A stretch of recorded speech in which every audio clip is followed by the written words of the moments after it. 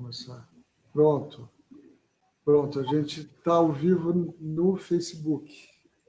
As pessoas vão começar a entrar. E deixa eu dar uma enrolada aqui para entrarem umas pessoas, para daí eu falar com você. Vai ser o seguinte. Bom, a Secretaria Municipal da Pessoa com Deficiência de São Paulo faz 15 anos, agora fez, dia 1º de abril. As comemorações foram prejudicadas pela essa crise do vírus que nós estamos passando. E nós íamos fazer, você sabe, um seminário de 2 dias, internacional, com convidados, e ia terminar numa festa, homenagem a várias pessoas que foram importantes na história da Secretaria, e, na verdade, desde antes do Conselho e da CPA, e um show, deve terminar com um show do Paralamas, um sucesso. Espero que a gente ainda consiga fazer este ano. De repente, em setembro, vamos ver se as coisas melhoram até lá. Mas daí nós pensamos, poxa, vamos ficar esse tempo parado? A gente não está parado, né? Está trabalhando, mas vamos sem contato com as pessoas, sem contato com o público. Então, nós pensamos em fazer esses lives, essas entrevistas com os nossos homenageados, né? Pessoas que foram importantes na história da Secretaria, do Conselho, da CPA. E semana passada nós tivemos uma com a Célia Leão e depois com o Jorge Abrão, da Rede Nossa São Paulo. E essa semana, hoje, segunda-feira, começamos aqui com a Silvana Cambiaghi. Silvana que tem um nome que se confunde praticamente com a história da acessibilidade em São Paulo, com certeza, e no Brasil também, né? Você é uma referência internacional. Então, eu queria bater um papo com você, Silvana, saber como é que você contasse um pouco para a gente dessa história, primeiro sua história, né? E um pouco dessa história, né, que tem a ver com o Conselho da Pessoa com Deficiência, com a criação da CPA depois, e culminando com a criação da Secretaria há 15 anos atrás. Então, primeiro, olha, bom, boa tarde, Adriano, aí, que está aí com a gente também, fazendo a interpretação de Libras aí. E, Silvana, obrigado por você ter aceito o nosso convite. Você tem sido uma super parceira desde o começo da gestão, né? Você já estava com planos de aposentadoria e tudo mais, e a pedidos aceitou ficar, prolongou um pouco, né, a sua permanência nativa, e depois não teve jeito, né, se aposentou, mas continua nativa à frente presidente da nossa CPA. Vamos começar essa entrevista. A gente já tem algumas dezenas de pessoas conectadas aí. Queria dizer boa tarde a todos. Olha, quem está? O João Carlos da Silva está aqui, a Iris Fernandes, a Thaís Silva e outros, né? E vamos começar esse bate-papo. Eu queria saber o seguinte: se você tiver que dizer, quem que é a Silvana? Quem que é a Silvana Cambiaghi? Primeiro, eu queria te agradecer e te parabenizar por estar à frente da secretaria nesse aniversário e tantas coisas legais que você veio mostrar, o teu jeito de ser e fazer com que essa secretaria fizesse a diferença, tá? E queria te dizer que, na verdade, a gente está ganhando. Só para você ter uma ideia, a última reunião da CPA tinha 34 participantes. Não sei até que ponto a gente está perdendo online ou ganhando, né? Que as pessoas realmente estão curtindo muito. Bom, quem é a Silvana? sou eu, né? Uma pessoa aí que sempre não comecei batalhando pela acessibilidade, não. Fui ser arquiteta e achava que a acessibilidade era um problema meu. Na verdade, eu não via como sendo um problema da arquitetura que estivesse equivocada, o problema era eu. E, ao longo dos anos, conhecendo outras realidades, indo viver a minha família italiana, indo para outras cidades, outros países, em que isso já era mais evoluído, eu vi que não, que podia ser diferente. E por que não fazer essa diferença entre meus colegas, entre os arquitetos que não viam a acessibilidade como arquitetura. E eu comecei a batalhar por isso, sempre do lado privado e na minha vida, deixa eu só ver aqui, vida pessoal e, junto disso, na prefeitura, eu trabalhava com aprovação de plantas, nada a ver. A gente se juntou com algumas outras pessoas, com o Marcelo Bens Paiva, e foi falar com o prefeito, por conta de uma lei, e montou a CPA. Eu continuei estudos, fiz mestrado sobre o assunto, e acreditava que a arquitetura tinha sempre que contemplar todas as pessoas. As pessoas que andam com os pezinhos, as pessoas que andam rodando, as pessoas que andam com uma muleta, que andam sem enxergar, ou seja, usando uma bengala ou outros meios.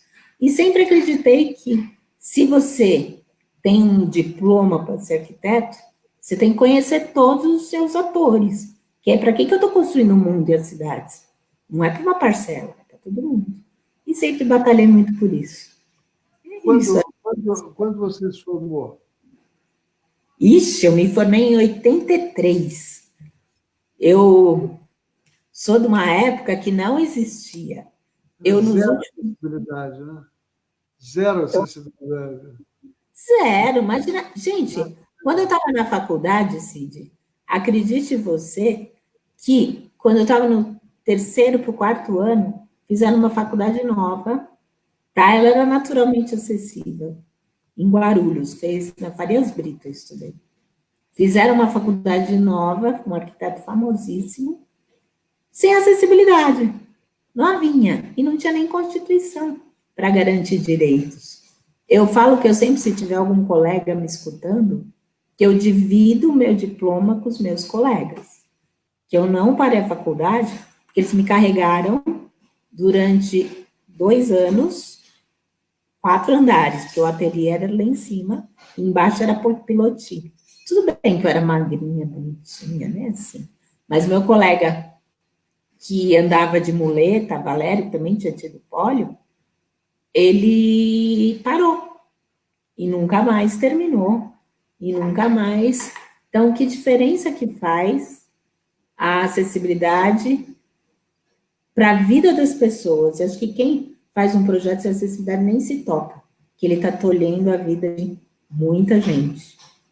Então, interessante, muito sério. né? Porque faz um tempo, mas não faz tanto tempo assim. Pensar que nessa época você não tinha uma rampa para nada, nada, né? Zero acessibilidade. Nada, imagina. Mas é que a arquitetura era um pouquinho melhor, né? Hoje o pessoal é muito econômico com o espaço. Os banheiros dos apartamentos, a pessoa entra de frente e sai de ré quem anda. Que sai uma pessoa que anda em cadeira de rodas. Ah, mas eu tenho uma novidade legal para te contar. Você sabia, eu tive paralisia infantil, pólio, né, mielite? Que na pandemia de pólio, que foi não morreram tantas pessoas como essa, mas as pessoas ficavam com sequelas. Nos Estados Unidos, adultos, tá? Inclusive o presidente da República, na época, ficou. E foi através da polio, dos estudos, que tiveram que criar pulmões de aço, que as pessoas também tinham problema respiratório quando tinham pólio, foram o início das primeiras UTIs, e essas pessoas que tiveram pólio, foi a partir disso que começou no mundo a se ver as pessoas com deficiência como pessoas e batalhar pela acessibilidade. Na verdade, foi os que eles falam sobreviventes da polio que iniciaram a questão da acessibilidade. É um marco, né? Sim, tivemos o nosso motivo, né? Até eu digo o seguinte, que eu conheço várias pessoas que tiveram pólio, né? E são todas, quer dizer, todo o movimento político da pessoa com deficiência no Brasil foi, em grande medida, construído e liderado por pessoas que tiveram pólio, né? Ou seja, eu vi todo mundo, ou seja, boa parte das pessoas que eu conheço, ou não, todas as pessoas que eu conheço que tiveram pólio, elas foram mais ou menos protagonistas. Elas meus nas suas vidas, ou seja, não é gente que deixou a peteca cair. Parece que teve uma... Se você comparar com outras patologias, ou sei lá, essa turma da polio, como você e tal, foram sempre... Eu vejo todo mundo que eu conheci, pessoas, como que eu vou dizer, com personalidade, protagonistas das suas vidas. Todo mundo casou, né? Você pega todo mundo casado. É uma maluquice, né? Porque você pensa em preconceito com relação à pessoa com deficiência, você pega todo mundo de pólio, né? E pessoas, vamos dizer, óbvio que não dá para generalizar desse jeito, mas com protagonismo, né? Ou seja, todo mundo que eu conheci era gente que você olhava e dizia, pô, essa pessoa tem algo especial. É engraçado isso. A gente foi crescendo nos centros de reabilitação, não, você tem que andar, você tem que fazer isso, e isso acabou gerando nas pessoas muita garra. Olha como era, olha a questão, voltando à questão da acessibilidade, como era diferente. Eu tenho uma amiga que mora no Rio de Janeiro, que é a Maria Paula, que eu acho que você conhece também. A gente eram duas louquinhas, nós éramos solteiras, duas louquinhas, resolvemos estudar fora. As duas cadeirantes, com pólio, aí descobrimos que o país que a gente se virava bem era Estados Unidos e Canadá. E aí, os Estados Unidos estava meio caro para a gente estudar fora, a gente foi para Vancouver, no Canadá, fomos estudar inglês lá. E, a primeira viagem foi para os Estados Unidos. E nós fomos conhecer Berkeley, que foi o centro que iniciou o movimento das pessoas com deficiência, que veio combinar com a questão da acessibilidade, onde nasceu o Universal Design, onde nasceu... E eu conheci muitas pessoas lá que tiveram pólio e foram realmente protagonistas de movimento, de mudar. Gente, tanto que imagina, eu fui para lá em 2004, imagina, nós duas com deficiência, fazemos tudo sozinha. Ônibus, táxi, metrô, ruas. Por quê? Essa parte, principalmente dos Estados Unidos, né? A costa oeste, ela foi muito forte na questão das pessoas com deficiência que mudaram as cidades. E muitas pessoas que tinham pólio, que fizeram esse movimento, na época do movimento hippie, né? Em Berkeley, e a gente pôde vivenciar isso. Acho que foi uma experiência de vida maravilhosa, que me fez mais corajosa para vir para o Brasil e mudar as coisas. Essa experiência realmente foi incrível. Bom, você entrou para a prefeitura, você prestou concurso né, e virou arquiteta da Prefeitura de São Paulo. É isso. Quantos anos depois de formada você fez o concurso? Fiz logo que eu me formei. Eu terminei a faculdade e meu pai falava para mim, você tem que ser funcionária pública. E eu não queria, eu queria ser arquiteta famosa, eu imaginava o Oscar Niemeyer da vida. E ele não. Você tem que ser funcionária pública, porque é difícil, preocupado, né, comigo, com salário. Eu falei, tá bom, então vou fazer concurso público. Mas, ao mesmo tempo, eu tinha um escritório de arquitetura, eu com uma outra arquiteta, a gente fazia muito projeto de interiores, eu tinha feito interiores, e demorei bastante, acho que me chamaram 3, 4 anos depois.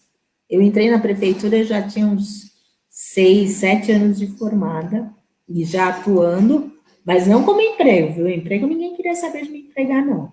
Não consegui emprego nem. Imagina, aparecia lá de cadeira, pessoal, pelo amor de Deus, que essa. Mas compensação com os clientes direto, nossa, tinha um monte de cliente. Fiz cada projeto de decoração bárbaro, derrubava o apartamento inteiro, e metia no meio da obra, faço isso até hoje. Me meto no meio da obra, adoro, os pedreiros eram todos meus amigos, e carregava a cadeira, subia a cadeira. E aí, final de 87, eu entrei na prefeitura para trabalhar numa sub, perto da minha casa, porque aí... Mas eu imagine você que eu tinha que ir para casa, porque não tinha banheiro acessível. Eu tive que ficar bem perto da minha casa, porque senão eu não fazia xixi. Simplesmente não tinha banheiro. Então, ia na hora do almoço para minha casa, para ir no banheiro, para comer. E foi assim durante um bom tempo, viu? Demorou. Que ano foi? Que época é isso? Oi? Que ano foi isso? Final de 87, começo de 88. Nossa, gente, era o Jânio Quadros ainda, olha que horror. Eu vi os bilhetinhos dele nos processos, assim. Aí eu fui trabalhar com aprovação, cadastro, eu morava na Zona Norte de São Paulo, e ficava lá nas subprefeituras da Zona Norte, Casa Verde, trabalhei em tudo, mas continuei tocando minha parte de decoração, que eu sempre amei, sempre gostei muito. Aí calhou de me convidarem até um membro da CPA, que eu faço questão, pena que não avisei, que a gente estaria nesse bate-papo, que é o Luiz Fisberg. Ele me convidou, ele foi curador da terceira Bienal de Arquitetura.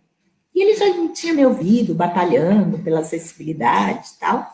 Ele me convidou para fazer uma sala especial de acessibilidade, em 1997. Aí eu e a Maria Elizabeth Lopes, que você conhece, é uma arquiteta, ela já trabalhou na secretaria, irmã do Luiz Carlos Lopes. Ah, sim, mas não conheço. Ela foi minha amiga de faculdade. Aí a gente pegou e fez uma sala pequena, assim, modesta, de 400 metros quadrados. A gente aceitou o desafio e fez uma sala, ficou super legal. Consegui parceiros, consegui kitchens, consegui... E depois quem se recusou a participar da sala, veio pedir quando inaugurou, ficou tão legal. E aí a sala era interativa. Foi o primeiro grande boom. Do lado da sala do Iotaque. Então, foi aí que eu comecei a ter um respaldo dos colegas, que eles viram que dava para fazer a acessibilidade de uma maneira legal e bonita, na questão da arquitetura. Porque a gente punha os arquitetos, fez toda a sala, e imagina, naquela época, a Deca teve que confeccionar, trazer do exterior, barra. Foi quando ela lançou aqui no Brasil a linha Conforto. E foi aí a mulher do prefeito. Oi? Você falou que isso foi 80 aí? 97. 97. 97. Então, a CPA é de 95, certo? 96.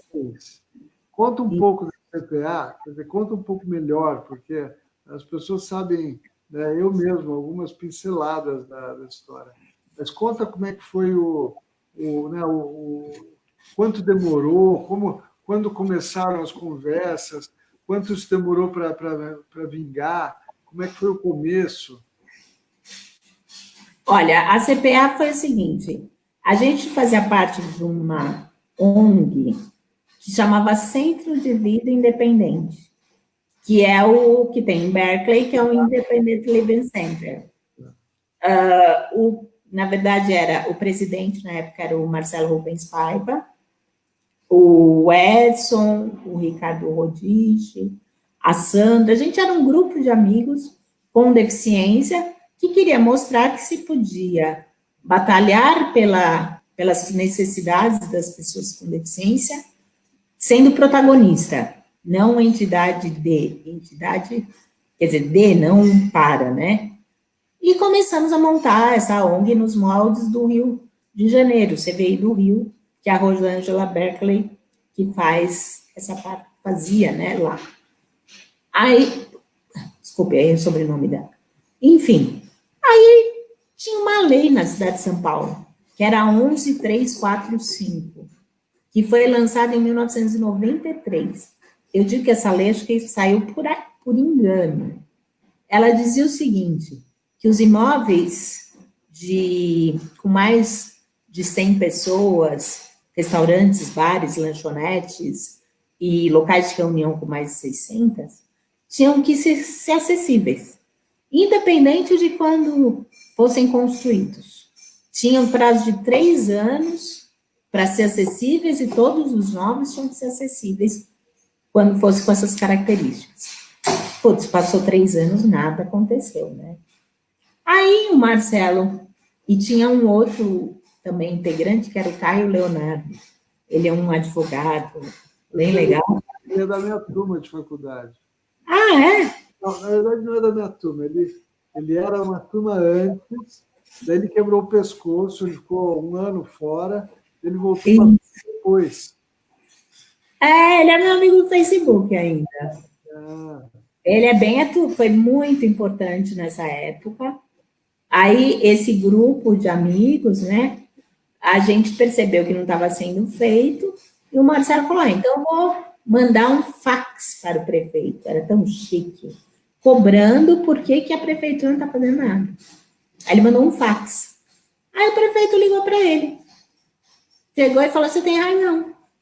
A gente não está fazendo nada e também não sabe o que fazer, e eu quero uma reunião com vocês, com você, né, para ter ideias. Aí o Marcelo ficou desesperado, falou, eu não vou sozinho falar com o prefeito sobre isso.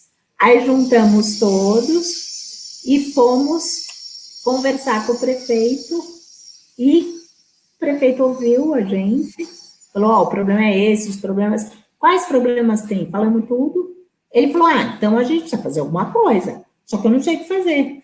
Então, vamos montar uma comissão? Aí todo mundo tem medo de comissão, né? Diz que você tem que tomar cuidado porque quer fazer alguma coisa, não monta uma comissão. Mas espera aí, tem que ser uma comissão que realmente, não, vocês vão ser os protagonistas disso. Eu já era funcionário, o prefeito nem sabia. E vocês vão ser os protagonistas disso. E aí fomos, o Edson, o Marcelo, o Ricardo, todo mundo, na Secretaria da Habitação, era na época que não tinha, né? Imagina, a Secretaria da Pessoa com Deficiência. Ele chamou o secretário, que foi 10, o Lair Carrembu, que até hoje é um apoiador de marca na questão da acessibilidade, por onde quer que ele passe, e falou, olha, eles vão fazer um plano em, 6 meses, eu já quero ver tudo isso acontecendo, multando, autuando, fazendo, e foi isso que aconteceu. E ele realmente deu todo o respaldo, e começou a CPA assim. E aí tivemos que criar leis, decretos, criar N coisas para portaria, resoluções. Muito interessante. Eu acho isso muito interessante, ser obra de Paulo Maluf.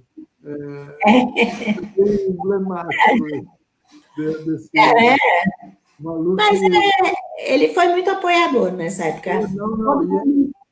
Esse cara, ele, sei lá, problemas com a questão do modo de gestão dele, mas sem dúvida alguma, para São Paulo, ele fez muita coisa.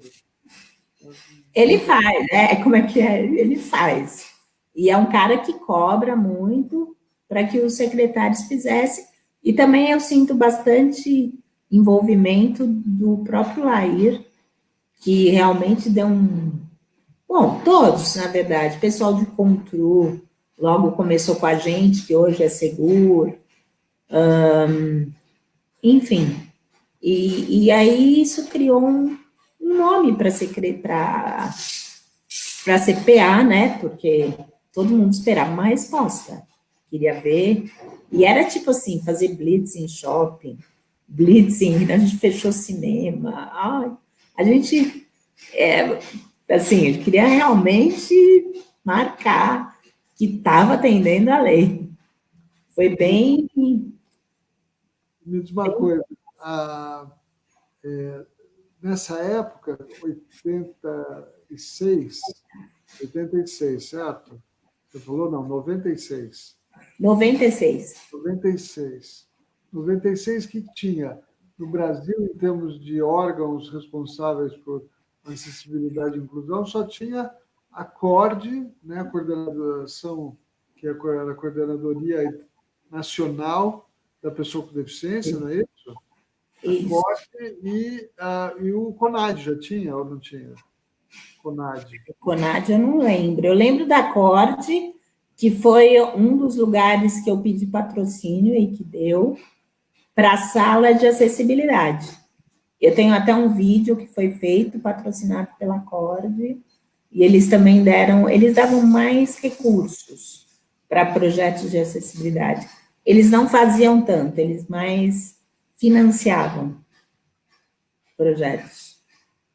Então, mas foi, tirando a CORD, a CPA foi o primeiro grande órgão, né, a cuidar de acessibilidade e direitos das pessoas com deficiência, né? Talvez mais efetivo, né, porque lidava com a questão no plano municipal e essas questões se dão no plano municipal, né, não se dão no plano nacional ou estadual. Então, porque na cidade é que as coisas são feitas realmente, né? E, então fez muita diferença. Tanto que várias cidades, depois do Brasil como um todo, quiseram copiar a CPA. Só que a CPA tem uma coisa de muito bom. Ela é deliberativa. Então, a prefeitura precisa do aval da CPA para algumas coisas, algumas obras. E isso a torna com um patamar diferente. Outras CPAs que foram feitas em outras cidades morreram. É só consultiva, e aí o pessoal escuta por um ouvido e sai pelo outro. E a CPA de São Paulo não, pela característica do prefeito tê-la feito consultiva e ter continuado ao longo desses anos, faz com que ela tenha realmente um papel mais significativo na cidade, né? Senão fica só para... bom, e para quem está escutando que não sabe o que é a CPA, ou não sabe o que a CPA faz, o que faz a CPA? Bom, a CPA é a Comissão Permanente de Acessibilidade, ela atua na cidade de São Paulo, mas eu acredito que nós temos 28 resoluções que têm força de lei para a cidade de São Paulo, e muitas delas são copiadas por outros municípios e em outros estados. O pessoal se baseia muito, e ela é uma comissão consultiva para processos, para dúvidas dos demais secretarias e órgãos públicos, e ela é deliberativa na aprovação, por exemplo, de projetos municipais. Vou fazer um projeto de uma escola municipal, tem que passar para ver se está tudo certinho. Ela emite o selo de acessibilidade, que é um dos carros-chefes, que é assim, é como se fosse um selo LEED, selo de qualidade, de que realmente aquela edificação pode ser usada por todo mundo Isso é muito legal. E, enfim, o que mais que a gente faz? A gente se reúne, tem reuniões plenárias semanais. Isso, né? Mas ó, uma coisa muito interessante, eu fiquei meio que também orgulhoso disso, embora não tenha diretamente muito a ver com a história, né? A CPA ela tem funções muito específicas que acabam não se confundindo com a secretaria, né? Funções meio autônomas que colocam a CPA numa posição, de uma certa forma, bom, de certa forma não, autônoma da secretaria. A secretaria oferece a base, né, a infraestrutura para a CPA, que é a Comissão Permanente de Acessibilidade, formada por 30 e poucas pessoas, né, se reunir e funcionar. Mas a doutora Débora Kelly, do Ministério Público Estadual, me disse outro dia, meio brincando, meio sério, que se a CPA fechasse, ela ia ter que fechar também o atendimento lá, porque muitas das questões que têm a ver com acessibilidade, né, passam a CPA, ajuda o MP fazendo as vistorias, né, e os laudos com relação às denúncias que eles recebem, né? Então, esse é além dessa questão, como você disse, da aprovação de projetos da prefeitura, de aprovação de grandes projetos privados, né, Parque Augusta, né, no caso, agora um caso recente, os estádios de futebol, né, para a Copa e agora mesmo depois, que estão precisando se aprumar de qualquer jeito. Mas, além disso, além desse trabalho, vamos dizer, mais estruturante, tem esse trabalho de de atender o Ministério Público. Na verdade, não é um trabalho, né? Na verdade, atende o Ministério a pedidos do Ministério Público para fazer vistorias, né, e análises, principalmente quando eles recebem alguma denúncia de falta de acessibilidade, né? E a Então, gente tem essa credibilidade do Ministério Público, porque a comissão ela é composta, como você disse, pelos membros das secretarias, sociedade civil, CREA, CAL, eu mesmo, né, sou representante do CAL, enfim, mas ela conta com a equipe técnica, que isso sim, a secretaria tem um papel fundamental. Você é um secretário que deu apoio e permite que a CPA funcione, porque a gente tem que ter uma equipe técnica boa. E a secretaria tem essa equipe que proporciona e faz com que façam esses laudos. E tem mais uma coisa bem importante que é bom a gente falar. A gente cria as coisas. Por exemplo, piso tátil por elemento, aquelas bolinhas. Quem criou foi a CPA. A partir disso, senão a gente só teria aquelas borrachas. E a novidade agora, o piso direcional, que pode ser feito com esse novo produto, metilmetacrilato, né? Isso é um palavrão, mas essa tinta e que vai facilitar e que vai fazer com que a gente possa fazer essa acessibilidade para pessoas com deficiência visual muito mais rápido, muito mais eficaz, muito mais sustentável, que está quebrando o piso. Então, a gente também reúne um monte de técnico que não tem o que fazer da vida e inventa coisa para facilitar a acessibilidade para todo mundo. Então, isso é legal. Você ter um grupo de pessoas que estão realmente dedicadas a melhorar, a inovar. é verdade. A equipe técnica da CPA, né, eu tenho que, né, atestar isso como secretário e observador, é muito qualificada, né, gente que entende muito do assunto e comprometida também, né? Sim, Que, que são sim. que curtem, né, o que fazem E tem esse, eu chamo, bom, não preciso eu chamar, é a verdade, a CPA é meio, e os seus técnicos, né, da secretaria, são os guardiões da acessibilidade na cidade de São Paulo, né? Sim. E o duro é que é verdade, eles brigam, vestem a camisa. Eu que faço parte do grupinho deles, né, no WhatsApp, às vezes é sábado, é domingo, tá todo mundo discutindo. E uma coisa nova, manda WhatsApp para um, manda WhatsApp para outro. Falo, meu Deus do céu, até eu canso. Não quero mais saber de acessibilidade, eles estão lá. Assim, tem horas que eu falo, eu quero ir para um lugar cheio de escada, cansei, eles estão lá, assim. Então, isso é muito legal. E outra coisa mais ou menos recente, algumas questões que aconteceram nesta gestão de forma mais forte e que foram legais, foi a aproximação com CAL, né? Eu acho que imagino que isso já acontecia, mas com certeza nesta nossa gestão nós avançamos nessa parceria com CAL. E é uma parceria muito importante. Você não acha? Nossa, foi super importante. Porque você imagina, você levar para os arquitetos, e aí, assim, de todo o estado de São Paulo, e muitas vezes do Brasil, né? Essa visão da CPA, o Geraldini, hoje, que é o presidente da CPA, fazendo essa força, começou com beleza, começou com tudo, e essa troca, quantos seminários nós já fizemos, né?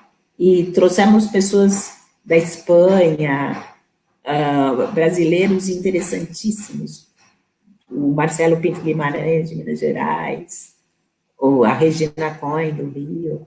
Putz, é gratificante, mas isso também porque se dá muita força aí para a gente tem um grupo técnico, não só os técnicos, se que eles estão me ouvindo, toda a equipe, tá, que dá o apoio, que até é administrativo e tudo, que é bem vestindo a camisa. Deixa eu só fazer uma parte aqui.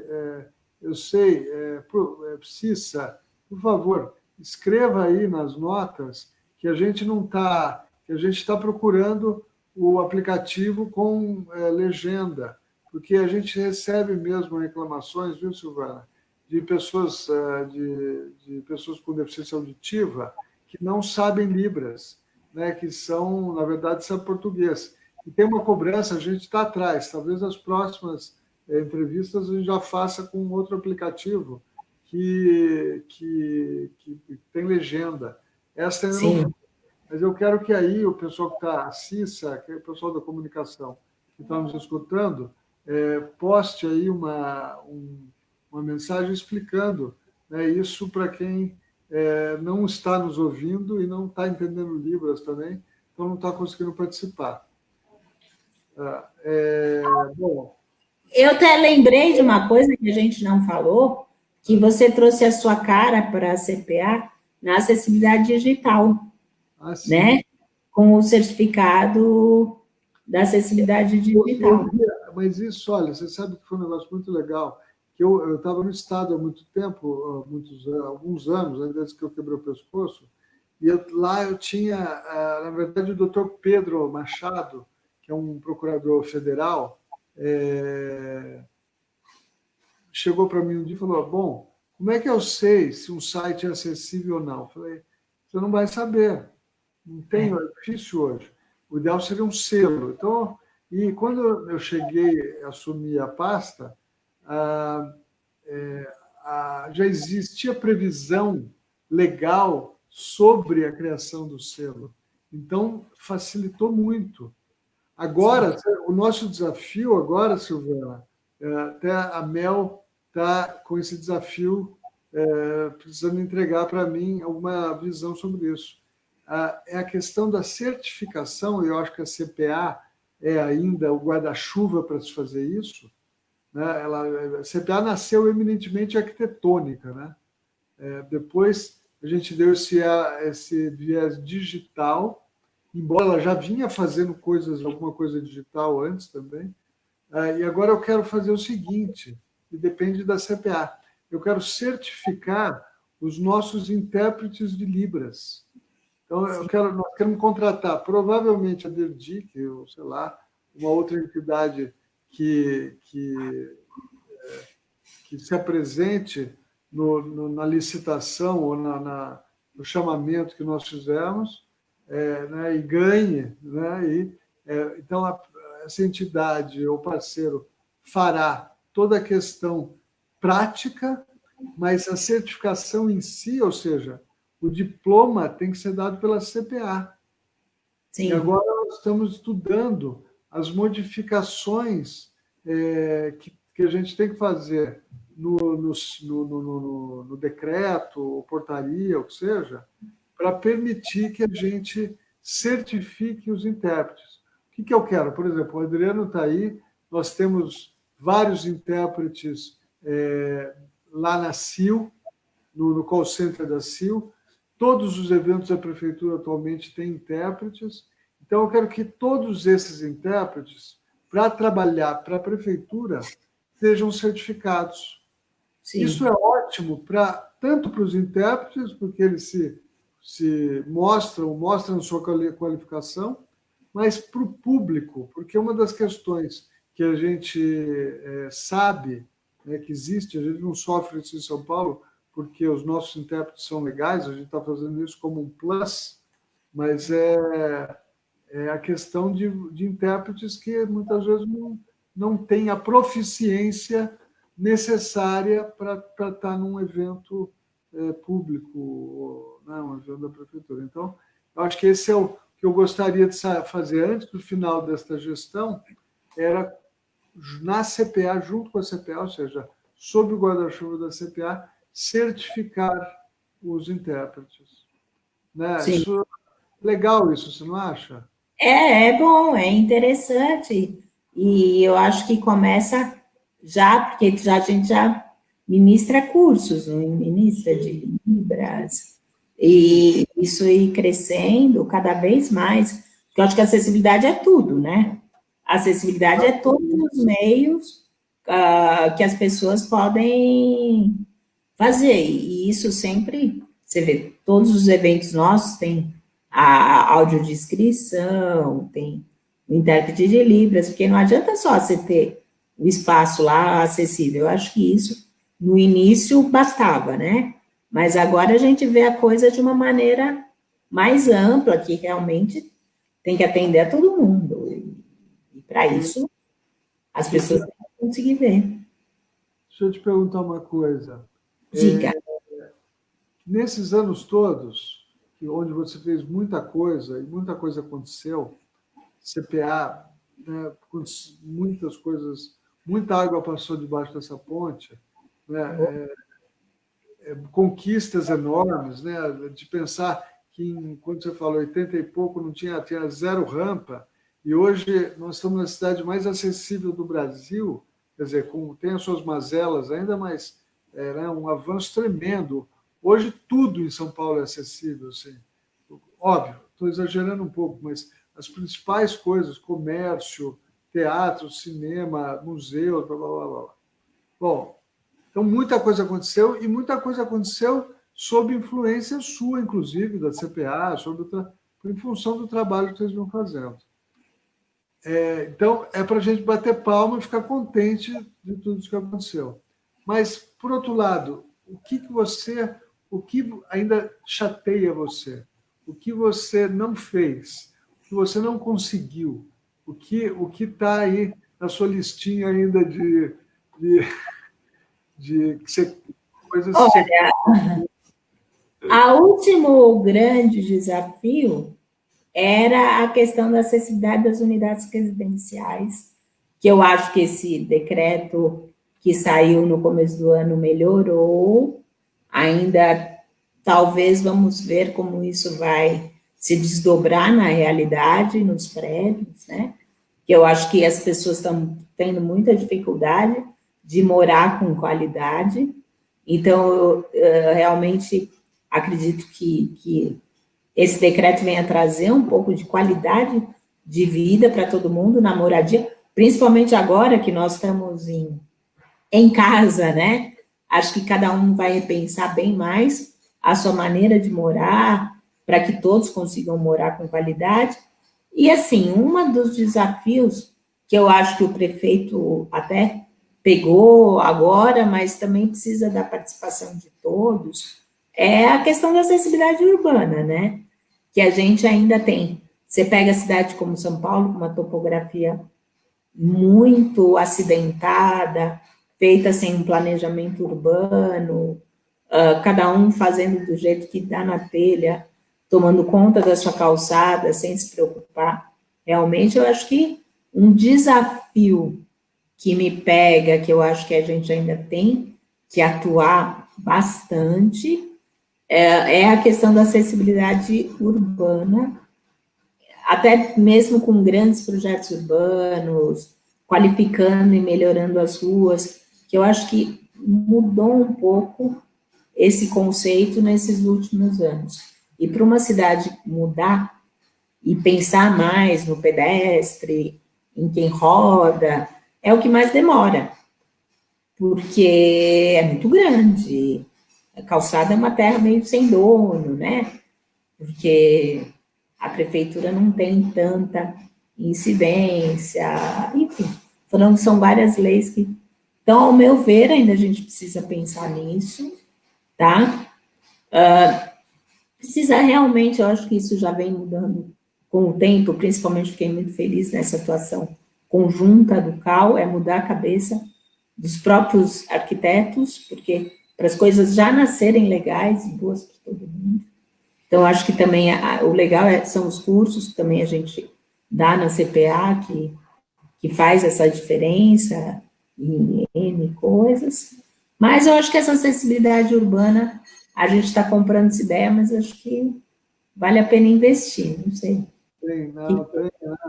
A gente está com essa crise do vírus talvez atrase alguma coisa, mas a gente estava partindo de uma promessa e de uma, vamos dizer, não é nem promessa, de um encaminhamento aí muito interessante, que seriam esse 1,5 milhão de metros quadrados de calçadas feitos este ano, todos eles Sim, com piso tátil e tudo mais. Então, a perspectiva estava muito positiva. Não sei como é que fica agora, em função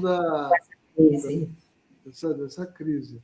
Mas eu sinto, eu não sei se você vê a mesma coisa, mas o prefeito Bruno Covas é muito sensível à questão da acessibilidade, de um modo geral, né? Ele tem nos apoiado de uma forma que nos permitiu fazer muita coisa que não existia antes, ou aprofundar questões que estavam meio, né, na superfície. Então, nós evoluímos muito na questão cultural, né, na questão da comunicacional. Eu acho que as obras ali em Engabaú, e se fizer sim. algumas obras no centro que foram prometidas, vão mudar a cara do centro. Né? Então, existe uma sensibilidade. O ideal seria mais 4 aninhos, né, para. Espero que venha. Ah, e tem outro assunto também, que eu acho de extrema importância, que a gente precisa estar sempre intervindo, que é na questão do transporte, porque a locomoção para a pessoa com deficiência é a mais importante. Tá? A pessoa tem a sua casa, mas ela tem que sair de um ponto e chegar a outro. Então, você tem, por exemplo, agora estou em home, né? Então, eu fico passeando bastante na internet, visitando, por exemplo, a gente tem diversos tipos de modais de carros em outros países, que são os famosos táxis, né? Eu fiz uma listagem da quantidade de carros reversíveis para táxi e que a pessoa pode até dirigir com acessibilidade, aquelas portas que escolhem, ou seja, tem uma quantidade no mundo afora e aqui no Brasil a gente tem um, que é a Spin, só. E essa falta de problema com táxi, No essa final, também você me lembrou bem. A Dili, pessoal, se vocês estiverem me escutando, passem depois para a Silvana o texto que nós fizemos, um arrazoado que nós fizemos para um processo sobre os táxis acessíveis. Isso. Em última posição nossa, eu faço uma lista de requisitos que tem que ter para que ele seja viável economicamente para o motorista. A grande questão que se coloca hoje, Silvana, não é nem assim, também porque ela tangencia isso, mas não é questão do carro, é questão do motorista. O motorista não sente, até agora, os processos que foram feitos para sorteio de táxis não tornaram os táxis economicamente viáveis. Então os motoristas não se apresentam. Precisa, de alguma maneira, pensar nessa questão do subsídio, mas eu acho que também a gente precisaria conversar aí a nível nacional, não é só municipal, mas com montadoras, porque a quantidade de veículos que já vêm mais preparados para se tornarem acessíveis, que não é necessário tantas mudanças, e que isso também economicamente é mais viável, que a gente pode pensar, né? Aqui falando, apoiando aqui a nossa conversa, a Mônica Cabenaghi, que conhece muito desse tema, né? E ela sabe que o problema é a viabilidade econômica para o motorista. Sim. Né? Porque bom, mas eu vou passar para as duas. Me lembre, por favor, hein? Passar para você e para a Mônica o arrazoado. Isso. A gente vai querer muito, né, Mônica, saber disso e realmente eu escuto, né? Porque todo mundo fala, você é presidente da CPA? Gente, você não sabe que eu escuto de pedidos. Olha, tem isso, tá bom. Até parece que eu posso mudar tudo, mas eu escuto. A Dili, por sinal, manda também para a Mônica Cabenaghi esse arrazoado que a gente fez. Então, eu cito todas as questões que se colocam. E são questões complexas. Por exemplo, você fala essa questão dos carros. É um absurdo a gente não ter carros compatíveis. Sim. Falta, mas o que faltou até hoje? Alguém assumindo a negociação. Sim. Isso não foi falado com as montadoras ainda, porque é impossível. Por exemplo, uma das propostas que eu faço é o seguinte, que se estabeleça que enquanto não tiver 10% de carros acessíveis, táxis acessíveis, como diz a lei, não vai ter mais sorteio de outros táxis, de táxis convencionais. Vincular a isso, né? Claro, isso para a montadora significa que, pelo menos, nós estamos falando em pelo menos 3 mil táxis em alguns anos. Não, e você tem carros da Nissan, você tem carros até da Volkswagen, você tem... Eu peguei um relatório dos carros, eu falei, eu nem imaginava que tinha tanto carro que poderia se transformar em acessível. Eu vou te mandar também, que eu fiz esse relatóriozinho. Nas horas vagas, assim, né, olhando para o computador, isso está trazendo grandes frutos que a gente fica pensando. Eu acho que vai ter uma mudança bem grande de costumes depois disso. Mesmo amigos, eu tenho conversado com amigos. Hoje eu falei com a Itália, tenho conversado com amigos do mundo inteiro. Está todo mundo em casa, as pessoas sentem saudades uma das outras e vão trocando experiências e conhecimento. Então, eu acho que, assim, a gente tem que pegar o lado bom também de tudo esse momento que está acontecendo, né? Não é só... Mas me conte mais uma coisa. Descobri que ontem foi seu aniversário. Então. Parabéns. Uma vez por ano comemora. Desculpa, eu estou pondo em público, não precisa contar quantos anos, tá? Não, isso é público. Bom, olha, nós temos mais 6 minutinhos. Eu queria explorar um pouco mais esse lado ou seja, o que ainda não foi feito, né? Que mundo que você imagina, ainda o que você gostaria, o que ação concreta que nós, lá na Secretaria e CPA, poderíamos fazer juntos para fazer a diferença? O que a gente poderia fazer mais, Silvana? Olha, eu acho assim, tudo que a gente puder dar mais autonomia, o que mais me impressionou, que ainda para mim é novidade, muitas das ações que eu vi, quando eu morei nos Estados Unidos e no Canadá, a autonomia que a gente tenha. Assim, o que eu percebo? Eu acho que quanto mais o desenho universal vier se instalar, seja em qualquer meio de comunicação, a gente está falando agora, quem sabe fazer como que chama? Hackathon? Para surgir um programa com legenda? É assim que fala, hackathon? Eu não sei muito.